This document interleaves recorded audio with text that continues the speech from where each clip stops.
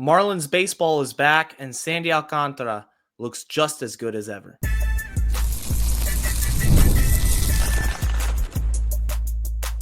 You are Locked On Marlins, your daily podcast on the Miami Marlins. Part of the Locked On Podcast Network, your team every day. Welcome to Locked On Marlins. I'm your host, Jeremiah Geiger. You can find me at Jeremiah Geiger2 over on X. And thank you for making Locked On Marlins your first listen of the day, part of the Locked On Podcast Network, your team every day. Make sure you subscribe to the YouTube channel. Let me know your thoughts about the Miami Marlins in the comment section. On today's show, we're going to be talking about Sandy Alcantara. He's back. He looks just as good as ever. And the Marlins pitchers are throwing absolute gas to start spring training. Can that continue moving forward? And early on, the prospects are producing for the Marlins. That's all coming up today. But of course, I want to remind you that today's episode is brought to you by FanDuel. Right now, new FanDuel customers can get $150 in bonus bets if your first $5 bet wins. Download the app or head to FanDuel.com to get started. The Marlins have played 2 spring training games over the weekend, and it feels awesome to have Marlins baseball back and just to be able to enjoy Marlins baseball again. It's a great feeling, even if it is spring training. It's exhibition, I understand, but there's still so much to watch for. And the big storyline of the weekend, I think, is Sandy Alcantara making his return to the mound after Tommy John surgery. Averaged 98.5 miles an hour on his fastball. Last pitch of his outing, a 99-mile-an-hour sinker with great movement to get a swing and a miss and a strikeout. And I think if you had any worries about his health moving forward into this season, coming off the surgery, coming off that prolonged absence, I don't think you have to worry about that anymore. I think Sandy is going to be just as good as he was before, if not better. And that's a great sign for the Marlins. It's a great sign for Sandy to see him go out and execute his pitches, throw a deep arsenal, the velocity be elite, just like it was before. There was no downtick in velocity. That's a big worry sometimes coming off of a surgery like that, where it's so serious and they reconstruct your elbow and you miss so much time. There's always the chance that you're not going to throw as hard as you used to before. It can affect you. But I don't think that's the case with Sandy. He looked really good. It felt like I was watching a regular season Sandy Alcantara start. And I know it's just one inning, but to be able to see the velocity, to be able to see a ground ball tailor-made double play, that's vintage Sandy. Unfortunately, it didn't get executed. There was a bobble by the second baseman, but that's Sandy Alcantara right there. Ground ball machine. He'll get some whiffs, and he's a workhorse. He's going to throw hard, and I can't wait for the regular season to start. I can't wait for that opening day start against Paul Skeens and the Pittsburgh Pirates. I think this one inning he pitched sets a lot of minds at ease if you're a Marlins fan, especially with Sandy Alcantara being who he is and what he means to the Marlins. There's a lot of support around Sandy Alcantara to stay a Marlin. Now, we've talked about the trade rumors and everything, and publicly, Peter Bendix and Bruce Sherman, they won't commit to Sandy Alcantara being here for the long haul. But I know one thing. I know every single start that I watch of Sandy Alcantara is going to be must-watch baseball. If you're going to miss a Marlins game, and I don't plan on missing many, don't miss Sandy Alcantara starts. Because every time he takes the mound, he's going to give it 110% every single time. He's not going to leave anything in the tank. He wasn't throwing 94, 95. No, he was ripping it from the go. 99 miles an hour. That's hard to hit. 99 is fast, man. Like, I understand he's not a strikeout pitcher per se. Like, in the terms of great swing and miss stuff, that's not his game. And that's fine. But remember, in his Cy Young season, he had over 200 strikeouts. So the swing and miss stuff is there. He's a competitor. And when he's at his best in the National League, there's not many pitchers that can challenge him in terms of getting deep into games, his work ethic, and execution. When Sandy is at his best, he's a unicorn. Nobody does what he does.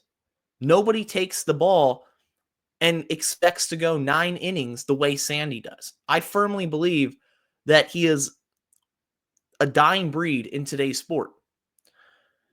And it was terrible to see him go down with an injury. But it's a testament to his work ethic and his motivation and competitive nature to see him get back, get healthy, and start off a new season in spring training just where he left off, throwing gas. I think Sandy Alcantara should be a Marlin for life. If anybody deserves to be a Marlin for life, it's Sandy Alcantara. Everything he does, it exudes leadership and brilliance. Sandy is El Caballo. I mean, he is the man. And heading into this season, don't miss his starts. Like I said, you got to watch every single Sandy start because honestly, I don't know how much longer he'll be in a Marlins uniform. I hope he stays. I understand if they do trade him, but I'm going to enjoy it. Sometimes you can't think about it. Sometimes you have to push the business to the side and understand where the Marlins are with the rebuild and everything. But just enjoy the art that Sandy does on the mound. The way he sequences his pitches, the way he executes every pitch, the timely double play ball, the timely strikeout, the 7, 8 innings, 9 innings, complete games. I don't know how many more we're going to be able to see that with Sandy in a Marlins uniform. But I'm going to be enjoying it. Absolutely a joy to watch in today's game. The Marlins pitchers to start spring training have looked really impressive in terms of velocity. The velocity jumps from a few of them in particular are really encouraging to see.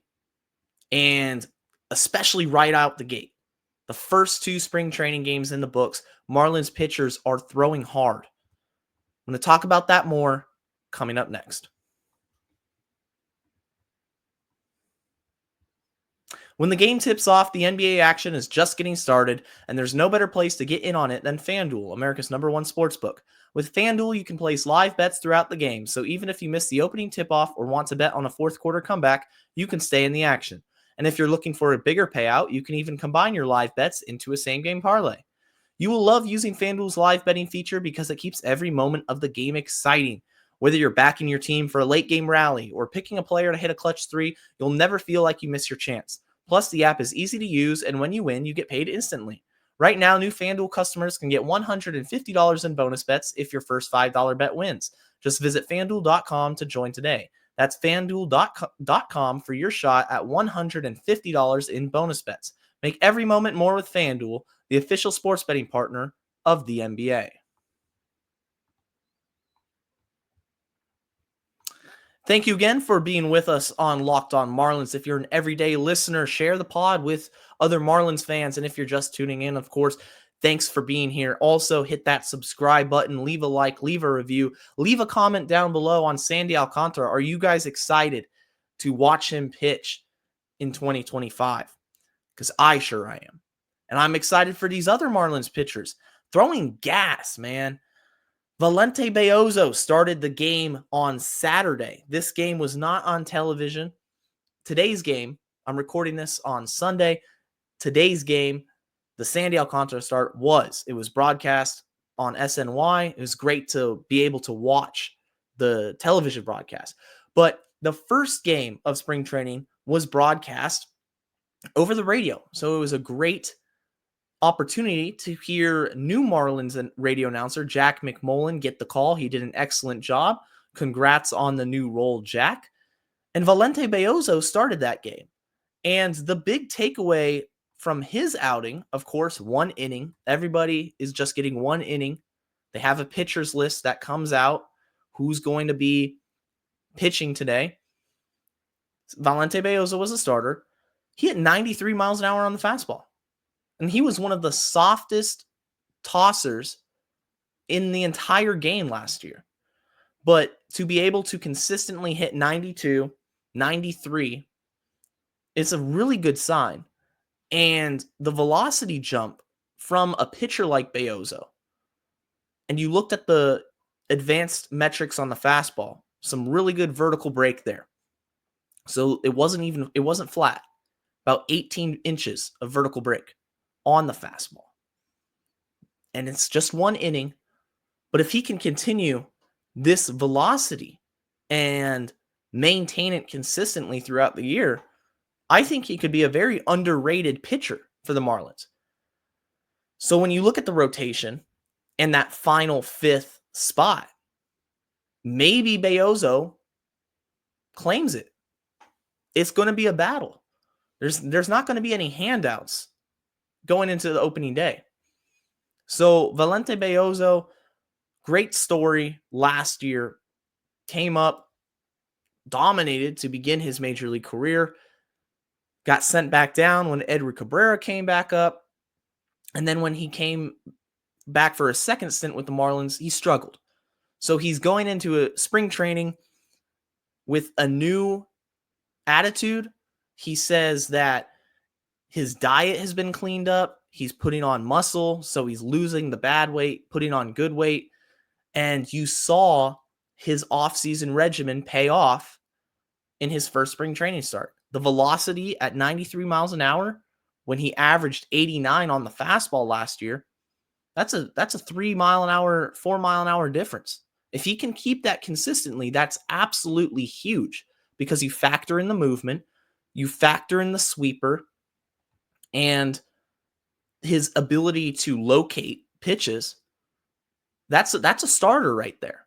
He can easily make a case to be in the Marlins rotation, and it's going to be competitive down the road. Another name who I fully expect will be in the Marlins rotation at some point this season is Robbie Snelling. And if you're an everyday listener, you've heard me talk about Robbie Snelling on the show. I think highly of Robbie Snelling and what he can do. I think he can be a very good pitcher in the major leagues. Number one, number two type guy. The big thing for Snelling was regaining the velocity that he seemed to lose last season.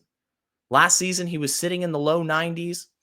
He struggled, and he kind of fell off the radar in terms of national prospect pundits across baseball recognizing him as an elite prospect or a very good prospect. I think he was still regarded as talented and somebody who the Marlins, when they acquired him from San Diego, could work on. But I think seeing Robbie Snelling and what he brought velocity-wise just shoots him up the charts in terms of potential. He hit 97 miles an hour with the four-seam today. That is elite velocity. If he can sit 95, 96, ramp it up to 97 when he needs to, that's going to be huge moving forward. And I think it only accelerates his development. It only accelerates his progression through the Marlins system. And you will see him in Lone Depot Park sooner rather than later if he can continue pitching at this velocity. And I think that's a testament overall to the Marlins offseason program. A new complete overhaul of pitching development. They let go of Mel Sotomayor Jr. New pitching coach comes in, Daniel Moscas.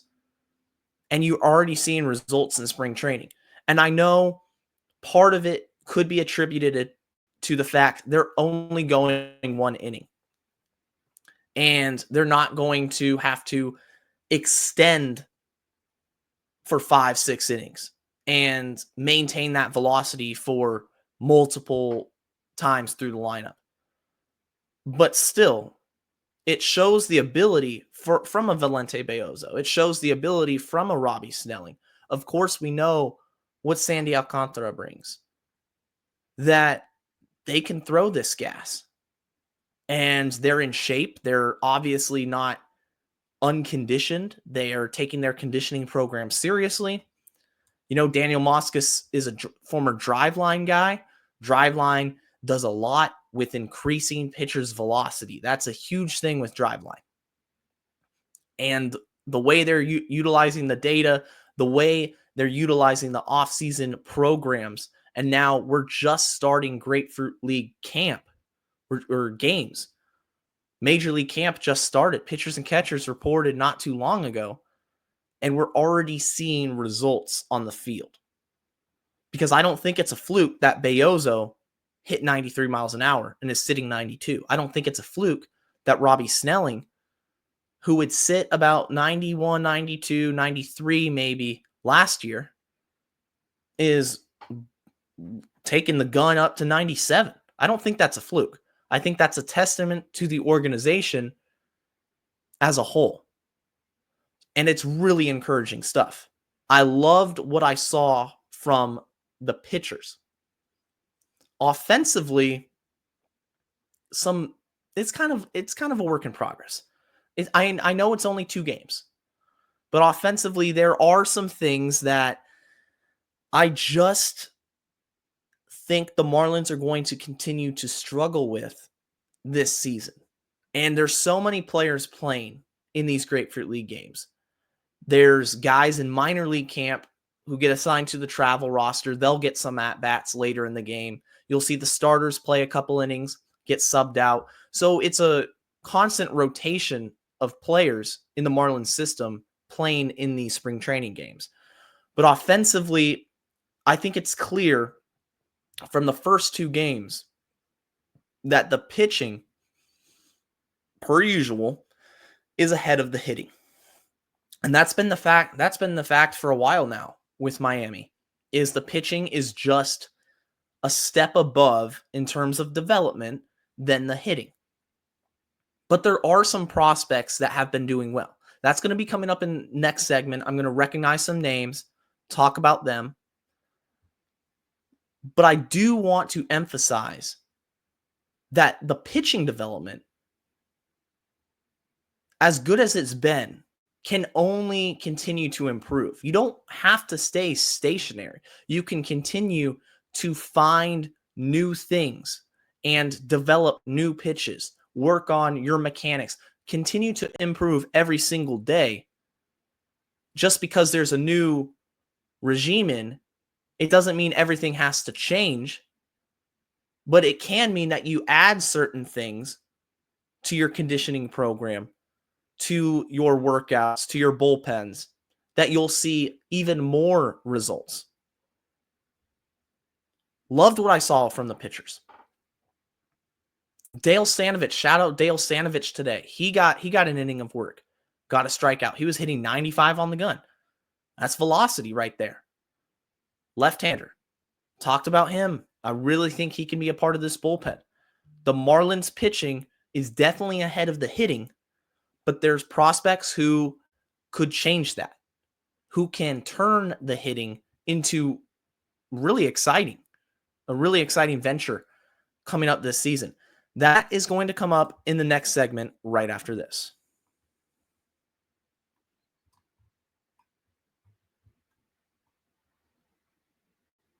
Make sure you take Locked On Marlins wherever you go. If you're going to the gym, if you're cooking a meal in the kitchen, doing whatever, Spotify, Apple, all the podcast platforms. And of course, for your second listen of the day, check out Locked On MLB. I'm talking about the prospects who have impressed me in the first couple games. Marlins offense, little sluggish. Most recent game, tied against the Mets 1-1. But it was Marlins prospects who have been driving in all the runs from the first 2 games. First game of Grapefruit League play, Marlins are down 6-0 against the Cardinals. 7 runs, 7 unanswered runs. Guys like Troy Johnston are getting hits. 2 hits so far. Got a hit against the Mets, got a hit against the Cardinals. Catching prospect Ryan Ignofo, who had a really good season last year, drove in the RBI single against the Mets. Only run of the game. And you're going to see players get these at-bats and make the most of them. Joe Mack got a hit in the first Grapefruit League game. These prospects are doing well. They're showing out in what is a lot for some of them. This is their first big league camp. I know it is for Joe Mack. I know it is for Ryan Ignofo. Take your opportunity, get the experience, and run with it. Because so far, what I see with the Marlins lineup is the projected opening day lineup. I think you're going to see a lot of swing and miss. And I said how the pitching is ahead of the hitting. I'm going to see a lot of double plays. And I just think that this spring training, it doesn't give me the sense that this way of playing, this way of hitting is really going to change. You're going to see a lot of strikeouts. It's just how it is. Matt Mervis, Griffin Conine. You're going to see some home runs, of course, and you're going to see some stretches in which players struggle. These guys are still young.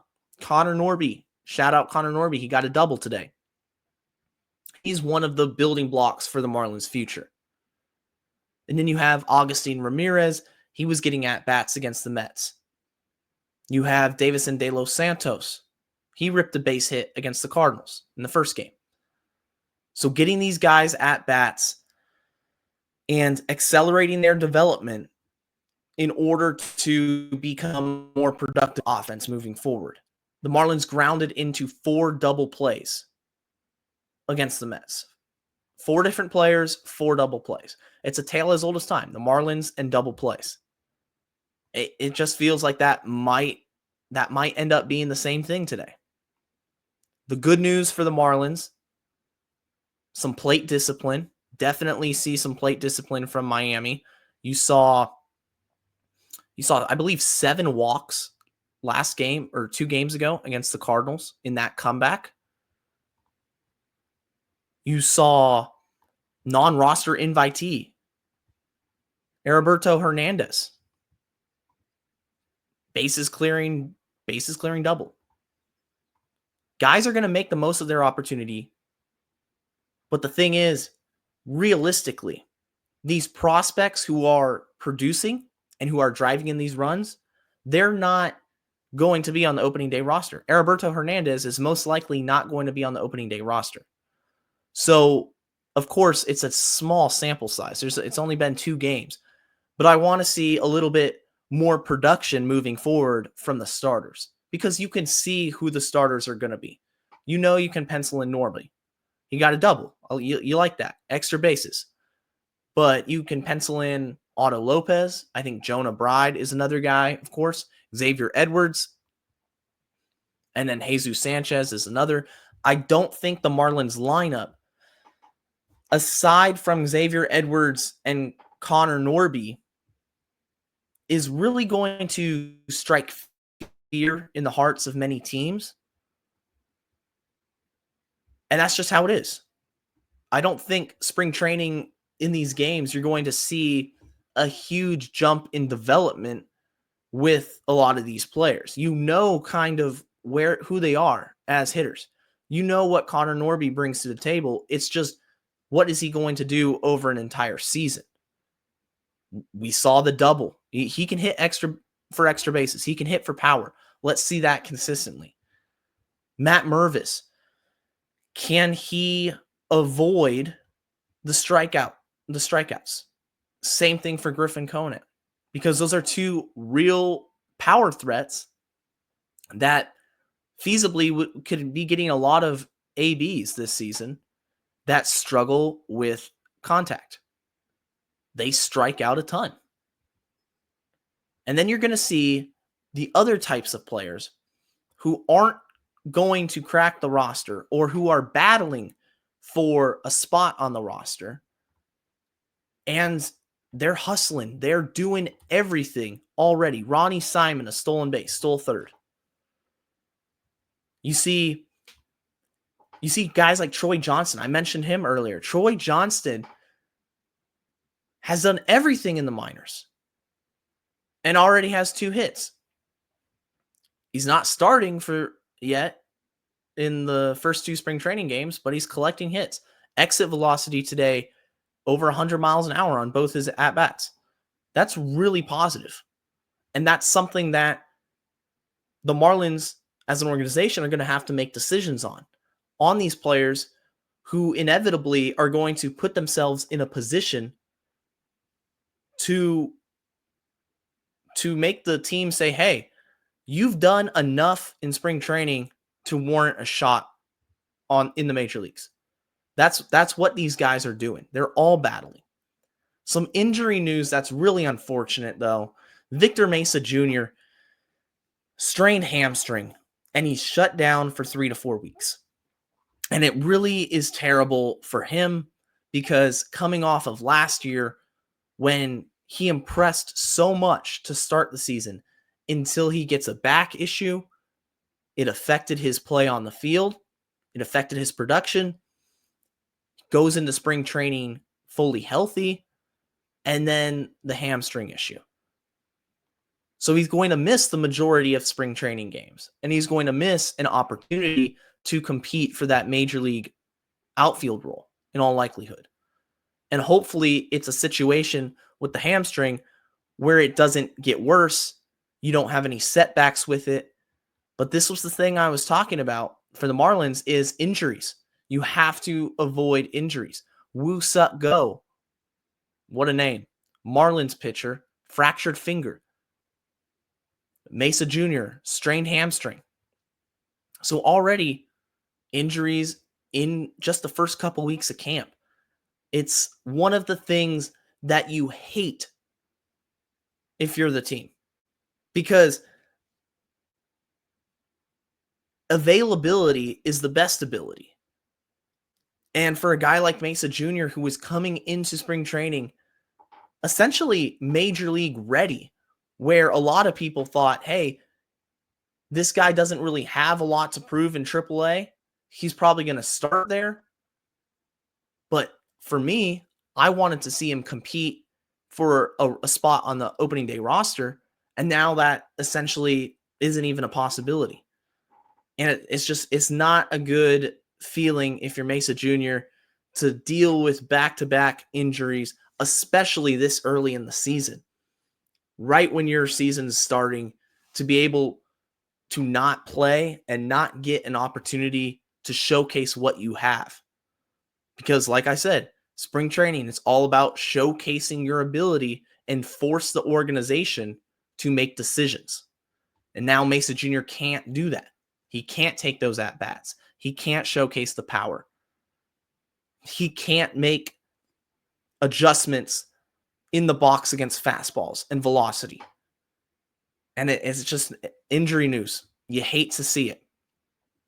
But overall, first fun couple of days with spring training. I'm so happy that baseball is finally back. It felt like a long winter, and now we get to enjoy spring training. If you can go to the games, go to the games. Enjoy baseball. It's the best sport. It is so awesome, and I cannot be happier to be doing Locked On Marlins, hosting this podcast. Let me know your thoughts so far about the Marlins pitchers and their velocity, the velocity jumps. Let me know your thoughts about the prospects. What prospects stood out to you so far during the first couple games? We're going to be back tomorrow. That's going to do it for today's edition of Locked On Marlins. Thank you guys for listening. As always, stay safe and let's go fish.